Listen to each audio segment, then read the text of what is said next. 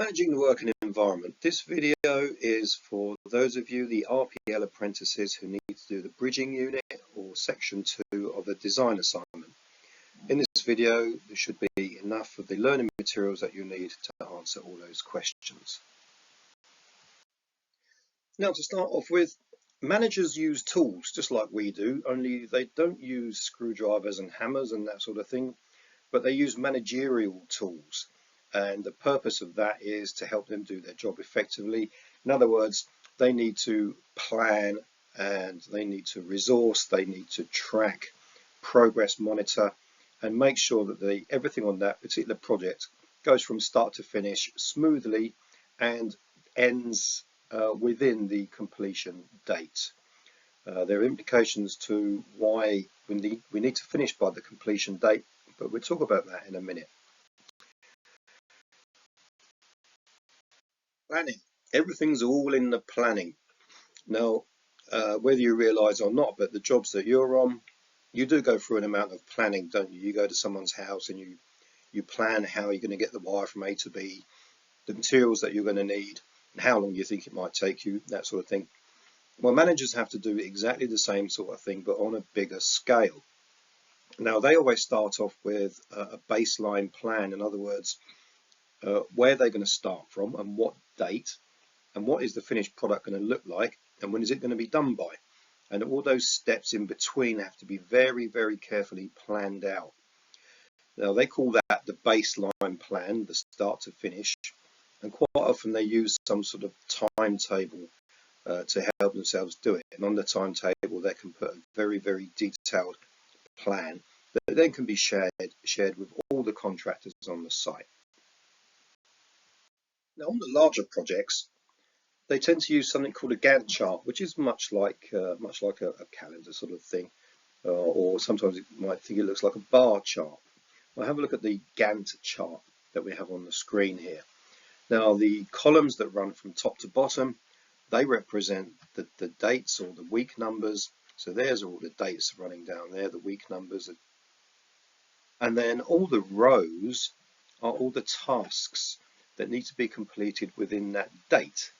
Now, this is shared with all the contractors, and the purpose of this Gantt chart is to enable all the contractors to see when it is that they need to be on site and when that particular element of that job needs to be completed.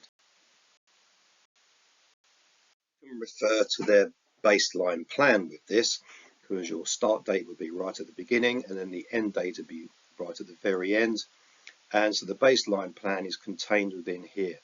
All the dates, all the particular elements of that job need to start and finish. And like I said, this is shared with all the other contractors because this will let them know when they need to be on site, when all the materials need to be delivered on site, how many personnel, they can estimate how many personnel are going to be required to finish that particular task within that required date. All to make sure that the whole project doesn't go over time. It's also useful because it lets you know where the kind of risky areas are and where all the dependencies are. And what I mean, for example, dependencies is where one particular task cannot be started until another one has been completed. Now, on this Gantt chart we're looking at here, we have a task there called framing. Well, framing would mean that the framework goes up, the internal, the joists and the noggins and everything that would form the internal walls, for example. But you can see that doesn't start till this date here. There's my laser, there it is. But before that, the foundations have to go in. So what they're saying with this Gantt chart here is the dependency, the fact that the framing cannot start until all the foundations have been laid and all that has been completed. Now, that may seem like common sense. However, this tells the people that do the foundations that that task must be completed by that date, because afterwards the framing is going to start. So it helps them achieve that milestone. It's kind of shown here. We've got dry-in here, and you can see that the milestone date is that week beginning the 26th of September. That's the milestone. So all these endpoints here, they're all the milestones. It's the dates by which all those particular tasks within a project have to be completed. If you hit all the milestones, then the job will not go over time. With the best will in the world, sometimes things do not go to plan. There are always things that hold us up on a job, but managers need to find ways and plan to mitigate or to put it right. We really cannot let this job go over time. So you need a mitigation plan, some way of, when there is some sort of problem, how to stop it getting any worse, or better still, how to recover from it. Now, some examples of this, things like bad weather.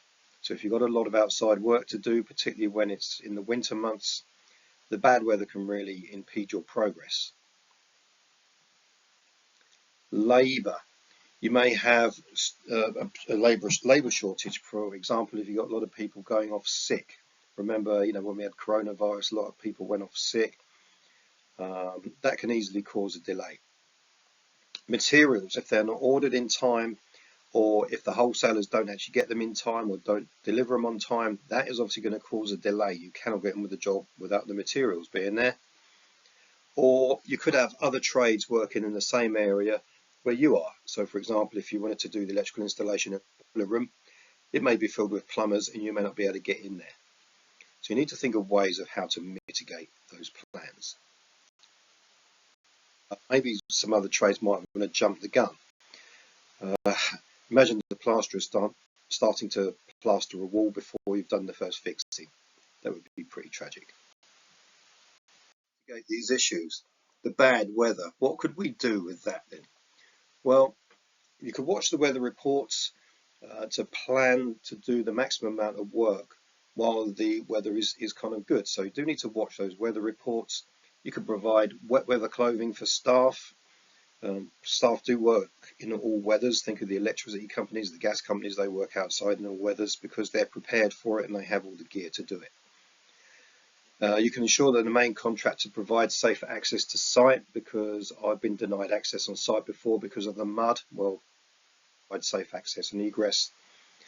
And when the weather is good, make hay while the sun shines, so they say. In other words, do as much as you can while the weather is good. Now, with regards to there being a shortage of labour, you can draw labour. Maybe if you're a big contractor, you can draw labour from other jobs. If you've got other work going on, you might be able to borrow people for a day or two to help it get back on track. You might be able to call in some agency staff if it's a bigger contract.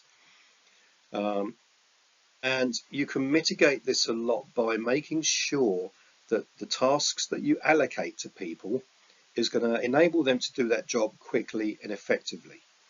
Now, what I mean by that is maybe you've got people on the firm where you work that are better off forming steel conduit and steel trunking.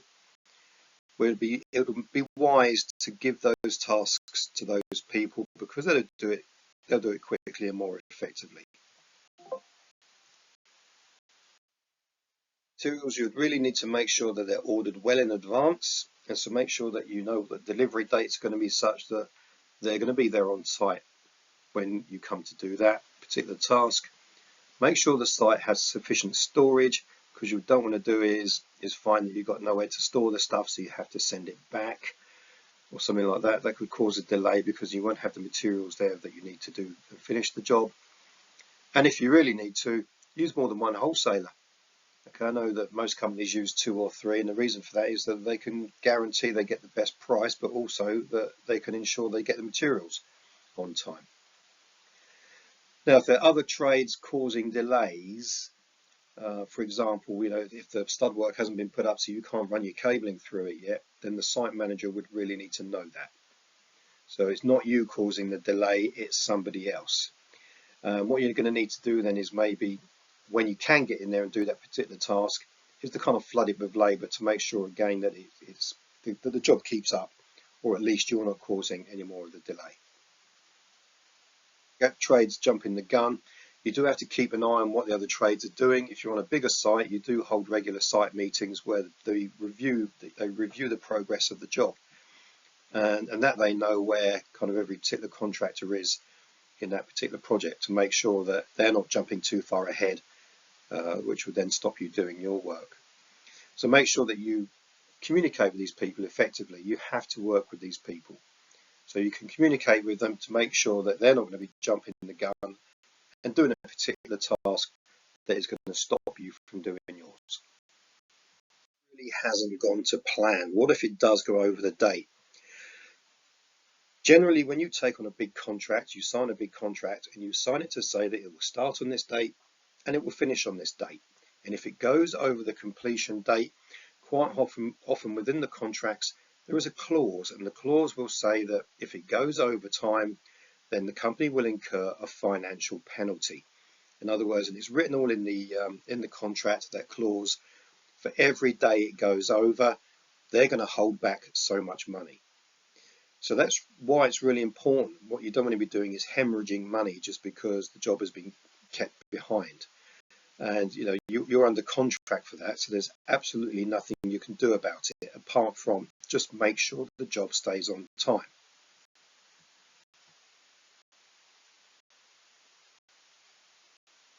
The plan, do not make sure you do not go outside of the specification for the job. Now what that means is, for example, if the customer wanted Hager consumer unit fitted and you decided to fit Luden or fuse box, they can refuse to pay you that money. Again, this would be a contractual obligation. This is what we want you to fit, and if you go outside of that, then they're going to hold back money and you're going to lose back the money. At least what you can do is, if there's something preventing you from putting something somewhere, then during the duration of that job, you can agree with the client that the thing could be moved or something else be fitted. But do not scrimp and save on particularly things like switchgear.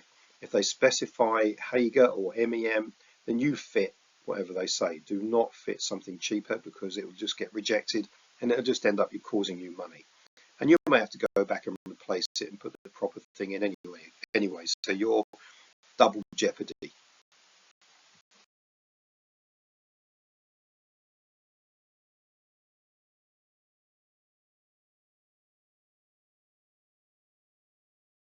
Variations. So there may be some circumstances where we cannot keep to the contract. For example, if a particular make or model of equipment that the client wanted fitted is no longer available, then you might be able to negotiate with the client to fit something similar but different. However, it may cost you more money. Now, you don't want to be incurring that money. You need the client to be paying that extra money. So that is what's going to be classed as a variation from the original contract. Also, you may get sometimes clients change their minds. They may want extra points fitted, or they may want decorative finishes on switches instead of that being white plastic. Then again, that may need a variation. And what the variation is, it's the additional costs that are going to be above and beyond the original contract. In regards to variations, if there are going to be any variations on that job, variations or work outside the original contract, you do need to raise a variation order. The variation order will need to detail exactly the work that's going to be done that's different to the contract, and time for completion, and of course how much the extra materials and the extra labor is going to cost the client, because the client will need to sign this document as well as you. It's an additional contract, if you like. It will be legally binding, and without you getting the client to sign this, there's not really any obligation to pay you for that extra work. However, if you raise the variation order, they have to be signed by yourself and signed by the client to say that they will pay for the additional work. That is what's going to happen. It's a variation order. Variations, they can be very lucrative. I've known contractors before who priced the main contract so that they make literally zero profit, knowing that they're going to make all the profits on the variations. Seeing it's you, the contractor, who's going to be signing the work off, means that the client cannot really call anyone else in to do that work, because you're not going to sign off somebody else's work. So they're kind of almost duty bound to have you come and do those variations. And it can be very, very lucrative. And I've known people make sort of £500,000 on a contract just on the variations.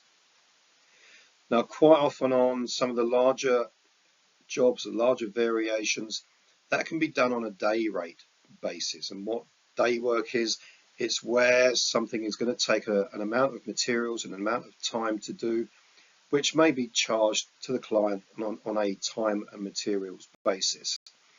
And that may be literally a charge per day for the labour. Now, when you're running your own business, you may have some operatives working for you, and it's in your best interest as a manager, somebody who manages the company, to know what everybody's skill set are. And if you have competent electricians, it means that they're suitably qualified and experienced. So the qualifications, they may have a level 2 and a level 3. They may have a level 3 MVQ. They may have done an AM2 if they'd passed an apprenticeship. They'll have the 18th edition qualification, the inspection and test qualification, and maybe even the level 4 design qualification. In terms of experience, a good operative would be experienced in all aspects of electrical work. That's in domestic, commercial and industrial, with several years of experience in each. And then they may have even honed some individual skills. Maybe you've got somebody who's better at installing containment. You may have somebody who's better at doing inspection and test. You may have somebody who's better at making distribution boards. But it's in your interest to know who everybody's skill set is. So imagine then if you're on a large contract and you need to make sure that your job or your aspect of that particular project is not going to go over time, then you may need to allocate the tasks to a group of electricians, group of personnel.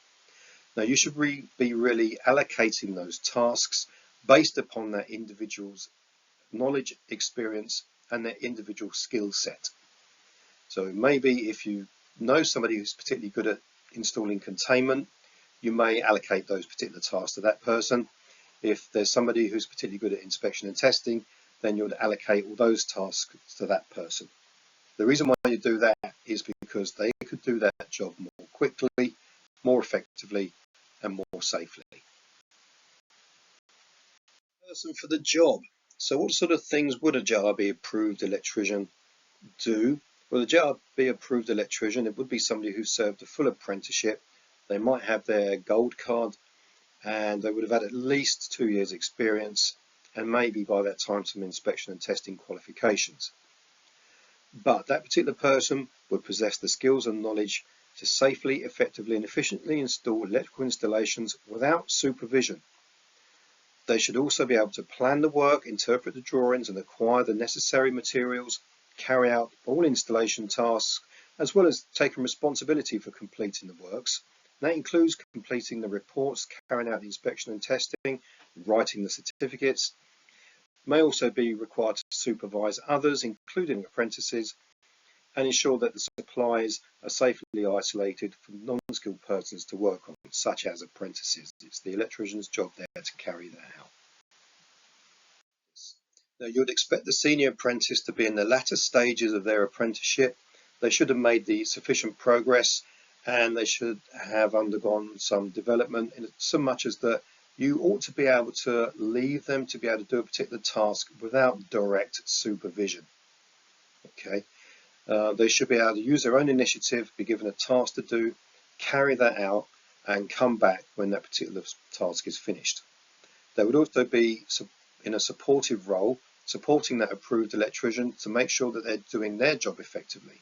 In other words, they can carry out some of the first fixing, some of the second fixing, whilst they're making sure that that approved electrician has got the materials that they need, all the equipment that they need, and report back to that electrician once that particular task has been completed. This will be someone who's in the initial stages of their apprenticeship. They should be able to carry out the installation work or carry out the tasks as directed by the approved electrician. Now, they're not going to have wide amount of experience, so they will need a close amount of supervision. However, just to carry out the task that they've been asked to do will be sufficient, but a good junior apprentice might start taking the initiative and start doing things like making sure that all the tools and materials are on site ready. So for the senior apprentice and the approved electrician, they can start working straight away. And they may then want to make sure that everything is all clean and tidy, left clean and tidy afterwards. There you are. You should have everything you need now to go answering those questions. Section 2 of the design assignment, the bridging unit. So all that remains to say is thank you for watching and best of luck with your apprenticeship.